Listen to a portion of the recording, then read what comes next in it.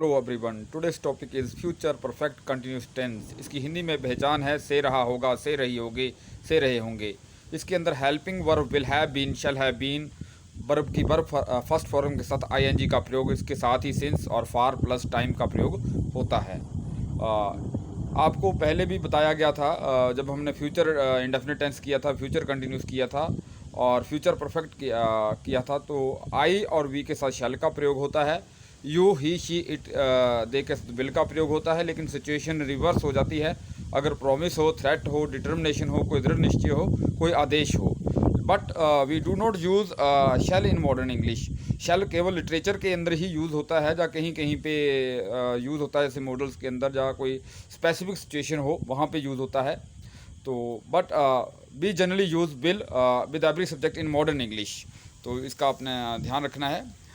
इसके अंदर एक और बात, बिल और शैल के साथ हमेशा ही हैव बीन का प्रयोग होता है, हैज़ बीन का प्रयोग कभी नहीं होता विल और शैल के साथ, इसका भी ध्यान रखना है। इसके बाद देखिए सिंस और फार। सिंस होता है पॉइंट ऑफ टाइम, जब भी हमें कोई निश्चित समय दिया हो। नेम ऑफ टाइम, समय का अगर हमें कोई नाम दिया हो, तो जैसे समय का नाम दिया हो, तो हमारा जो है सिंस आएगा। जैसे since 5 AM, since 5 o'clock, since morning, since evening, since night, since midnight. Name of days, since Monday, since Sunday, इस तरह से। Name of month, since January, since February. Name of festival, since Deepavali, since Baisakhi, कोई भी festival हो। Name of weather, मौसम के नाम के साथ, since spring, since summer. Name of year, since 2007, since 2008। और सिंस लास्ट के साथ भी प्रयोग होता है, लेकिन कब होता है अगर लास्ट के बाद कोई न्यूमरल वर्ड ना आए, जैसे since last day, since last night, since last year, since morning, since evening.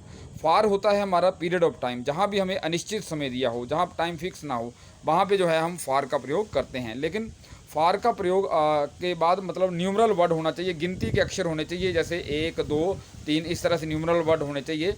Day फार, जैसे 2 days, for 3 days, for 2 month, for 3 month, for 4 years, for 5 years, for 5 hours, इस तरह से।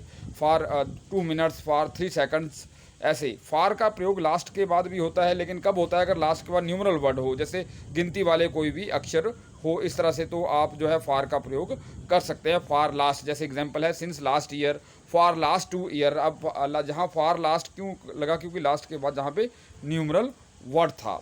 आगे देखिए, एफर्मेटिव सेंटेंस बनाने का रूल है। सबसे पहले हम सब्जेक्ट लिखेंगे, उसके बाद हम will, shall plus have been plus verb की फर्स्ट फॉर्म के साथ आईएनजी का प्रयोग करेंगे। फिर हम ऑब्जेक्ट लिखेंगे, साथ में हम सिंस और फार का प्रयोग करेंगे, फिर टाइम लिखेंगे। एग्जाम्पल है जैसे माली सुबह से पौधों को सींच रहा होगा। तो जहाँ पे हमारा जो सब्जेक्ट है ये हमारा गार्डनर आ गया। देखिए हमारा जो सब्जेक्ट है गार्डनर आ गया। Helping verb will have been आ गई, वर्ब की फर्स्ट फॉर्म है V1 प्लस आईएनजी, तो वाटरिंग हो गया। द प्लांट्स हमारा जो है ऑब्जेक्ट आ गया सुबह से, अब क्योंकि ये फिक्स टाइम है तो सिंस का हमने प्रयोग कर दिया। नेक्स्ट एग्जांपल है वह 4 घंटे से खेल रहा होगा, तो हमारा सब्जेक्ट ही आ गया। Will have been helping verb का प्रयोग हो गया, प्ले के साथ हमने आईएनजी जोड़ दिया। फॉर 4 hours, अब जिन निश्चित समय नहीं है, ये अनिश्चित समय है, ये पीरियड ऑफ टाइम है जहाँ पे फॉर 4 hours, तो इसलिए हमने यहाँ पे फॉर का प्रयोग किया है। ही है will have been playing for 4 hours। Next देखिए नेगेटिव सेंटेंस बनाने का रूल।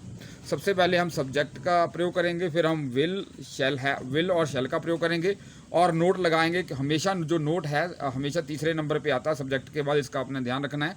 उसके बाद हम जो है हैव बीन का प्रयोग करेंगे, फिर वर्ब की फर्स्ट फॉर्म के साथ आईएनजी का प्रयोग करेंगे, फिर हम अपना ऑब्जेक्ट लिखेंगे और लास्ट में सिंस और फार और साथ में टाइम। जैसे एग्जाम्पल है मैं दोपहर से टीवी नहीं देख रहा हूँगा, तो सब्जेक्ट है जहाँ पे आई के साथ हमने शैल का प्रयोग कर दिया, जैसे लिटरेचर के अकॉर्डिंग।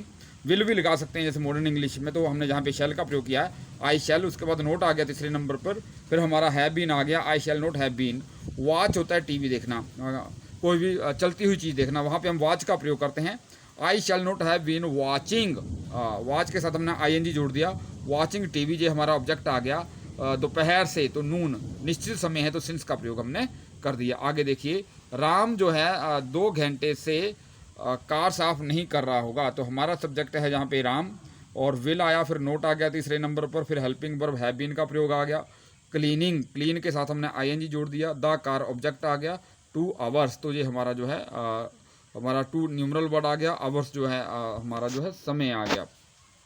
तो इस तरह से आप इसको बना सकते हैं इसकी English. Ram will not have been cleaning the car for 2 hours. Next देखिए इंट्रोगेटिव सेंटेंस बनाने का रूल। सबसे पहले हम जो है विल और शैल का प्रयोग करेंगे, फिर हम अपना सब्जेक्ट लगाएंगे, फिर हैव बीन, फिर वर्ब की फर्स्ट फॉर्म के साथ आईएनजी का प्रयोग करेंगे, फिर ऑब्जेक्ट लगाएंगे, सिंस और फॉर, लास्ट में हम टाइम लिखेंगे। जैसे क्या लड़कियां 4 घंटे से भोजन पका रही होंगी, तो विल आएगा, फिर हमारा सब्जेक्ट आएगा the girls have been cooking food for 4 hours. जे हमारा फार आ गया जहाँ पे, जैसे जहाँ पे फार है तो 4 आवर्स जो है निश्चित समय नहीं है, पीरियड ऑफ टाइम है, तो इसलिए फार का प्रयोग है जहाँ पे। फूड हमारा जहाँ पे ऑब्जेक्ट आ गया।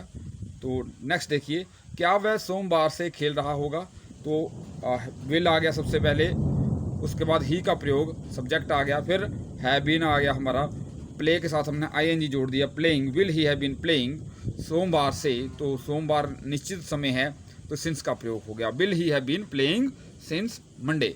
नेक्स्ट देखिए नेगेटिव इंट्रोगेटिव सेंटेंस बनाने का कंसेप्ट। सबसे पहले हम हेल्पिंग वर्ब विल और शैल का प्रयोग करेंगे, फिर हम अपना सब्जेक्ट लिखेंगे, फिर नोट लगाएंगे तीसरे नंबर पर, फिर हैव बीन लिखेंगे, फिर वर्ब की फर्स्ट फॉर्म के साथ आईएनजी का प्रयोग करेंगे, फिर हम अपना ऑब्जेक्ट लिखेंगे, फिर सिंस और फॉर, फिर साथ में टाइम। जैसे एग्जाम्पल है, क्या वह 2 घंटे से अपना पाठ याद नहीं कर रही होगी, तो सबसे पहले हम विल का प्रयोग करेंगे, फिर हमारा जो है सब्जेक्ट आ गया, नोट तीसरे नंबर पर आ गया, हैव बीन आ गया, उसके बाद हेल्पिंग वर्ब लर्निंग, लर्न के साथ हमने आईएनजी जोड़ दिया, लर्निंग, हर लेसन जे ऑब्जेक्ट आ गया, फॉर 2 आवर्स, जो 2 आवर्स है जे हमारा पीरियड ऑफ टाइम है, तो इसलिए हमने यहाँ पे फॉर का प्रयोग कर दिया। नेक्स्ट देखिए, क्या वह सोमवार से कॉलेज नहीं जा रहे होंगे, तो सबसे पहले हमारा सब्जेक्ट शैल आ गया, हेल्पिंग वर्ब शैल आ गया, फिर हमारा सब्जेक्ट वी आ गया, नोट हमने तीसरे नंबर पर लगा दिया, उसके बाद हैव बीन का प्रयोग आ गया, गो के साथ हमने आईएनजी जोड़ दिया, गोइंग, टू कॉलेज ये हमारा ऑब्जेक्ट आ गया।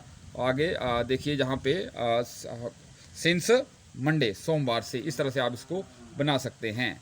नेक्स्ट देखिए यहाँ पे 2 सेंटेंस लिखे हैं, वह पत्र लिख रहा होगा, तो कई बार इसको देखकर ऐसे लगता है कि ये जो टेंस है ये फ्यूचर परफेक्ट कंटिन्यूस का है, लेकिन यहाँ पे देखिए से का प्रयोग नहीं हुआ है, क्योंकि इसमें हमेशा समय दिया होता है फ्यूचर परफेक्ट टेंस में, समय का वर्णन, लेकिन यहाँ पे समय नहीं है, फ्यूचर की बात तो हो रही है और ऐसा लग रहा है कि फ्यूचर में वो काम भी जारी है।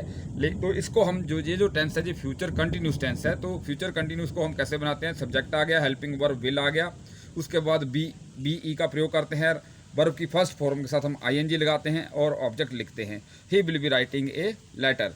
नेक्स्ट देखिए इसी तरह का एक और है, वह जो सेंटेंस है वह 5 बजे से पत्र लिख रहा होगा। अब जहाँ पे देखिए से है, समय का वर्णन दिया है, तो इट मीन्स जहाँ पे समय दिया हो वो फ्यूचर के अंदर समय दिया हो और काम भी जारी हो, इस तरह का जो टेंस है वो होता है फ्यूचर परफेक्ट कंटिन्यूस टेंस। तो इसको हम कैसे बनाएंगे, सब्जेक्ट लगाएंगे, ही हमारा आ गया, उसके बाद हेल्पिंग वर्ब विल, फिर हैव बीन का प्रयोग करेंगे, राइट वर्ब की फर्स्ट फॉर्म के साथ आईएनजी का प्रयोग कर दिया, राइटिंग अ लेटर ऑब्जेक्ट लगा दिया, 5 o'clock निश्चित समय है, पॉइंट ऑफ टाइम है, इसलिए हमने सिंस का प्रयोग कर दिया, तो he will have been writing a letter since 5 o'clock। So thanks for watching video.